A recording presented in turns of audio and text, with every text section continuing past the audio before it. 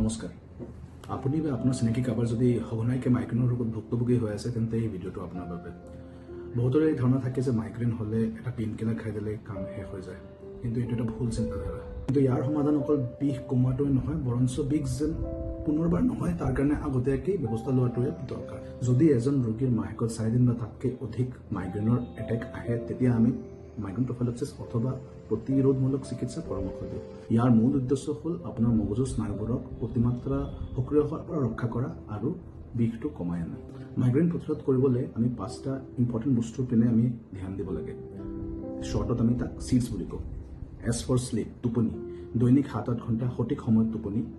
E for eating, খোৱাটো সদায় টাইমত হ'ব লাগে, পানীৰ পৰিমাণটো ভালকৈ খাব লাগে। ই ফৰ এক্সাৰচাইজ, নিয়মটো খোজকঢ়া বা এক্সাৰচাইজ কৰাটো বহুতেই প্ৰয়োজনীয়। ডি ইজ ফৰ ডায়েৰী, এজন মাইগ্ৰেন পেচেণ্টৰ ডায়েৰী এটা মেইনটেইন কৰা বহুতেই প্ৰয়োজনীয়। এই ডায়েৰীত তাহাঁতে যেন ট্ৰিগাৰ্ছবিলাক লিখে যে কেতিয়া মাইগ্ৰেন আৰম্ভ হৈছে, এটেকটো কিমান দেৰিলৈকে থাকে, কেনেকৈ কমি যায়, টোপনিৰ লগত কমে নাই, সেইটো মনিটৰ কৰাটো বহুতেই প্ৰয়োজনীয়। আৰু লাষ্টত এছ ফৰ ষ্ট্ৰেছ, আমাৰ মানসিক চাপটো কমাই অনা। এখন গুৰুত্বপূৰ্ণ কথা মনত ৰাখিব, যদি আপুনি সপ্তাহত 2টাতকৈ বেছি পেইন কিলাৰ খাব লগা হৈ আছে মাইগ্ৰেনৰ কাৰণে, তেন্তে আপোনাৰ মেডিকেশ্যন অভাৰইউজ হেডেক হ'ব পাৰে। ইয়াৰ ফলত বিষ কমাৰ পৰিৱৰ্তে মগজু অতিশয় সংবেদনশীল হৈ পৰে আৰু ঔষধ নোখোৱাকৈ থাকিব নোৱাৰা অৱস্থা হৈ পৰে। সেইকাৰণে অকল পেইন কিলাৰ খাই কিনে নিজে কষ্ট কৰি নাথাকিব, এজন স্নায়ু বিজ্ঞানৰ পৰামৰ্শ লওক আৰু এটা মাইগ্ৰেন ফ্ৰী লাইফ এটা এনজয় কৰক। ধন্যবাদ।